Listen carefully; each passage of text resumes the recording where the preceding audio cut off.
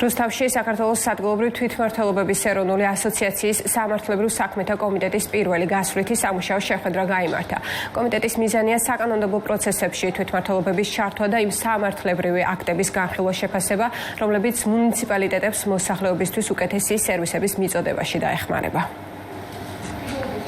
საქართველოს პარლამენტსა და ათიას შორის გაფორმებულია მემორანდუმი, რომლის ფარგლებშიც დღეს ქალაქ რუსთავში შევიკრიბეთ პარლამენტის წარმომადგენლები და თვითმმართველობის წარმომადგენლები საკითხები, რომლებიც აწუხებს თვითმმართველობას, ხშირ შემთხვევაში საჭიროებს საკანონმდებლო ცვლილებებს და რა თქმა უნდა პარლამენტი მზად არის მუნიციპალიტეტებთან აქტიური თანამშრომლობისთვის. რუსთავში ძალიან საინტერესო სამუშაო შეხვედრა გაიმართა, სადაც კოლეგებთან ერთად ვიმსჯელეთ იმ ცვლილებებზე, რომელიც საკანონმდებლო კუთხით უნდა განხორციელდეს, რომ მუნიციპალური რეფორმები და ის სიახლეები, რაც გვინდა რომ დავნერგოთ მუნიციპალიტეტებში, გახდეს კიდევ უფრო ეფექტიანი. ყველა სამართლებრივი აქტის პროექტი, რომელსაც უშუალო გავლენა ექნება და სამართლებრივი შედეგები ექნება მუნიციპალიტეტებისთვის, გადმოიგზავნება ათიას სამართლებრივ საკითხთა კომიტეტში, რათა ამ კომიტეტმა მუნიციპალიტეტების სახელით წარადგინოს საკუთარი შენიშვნები.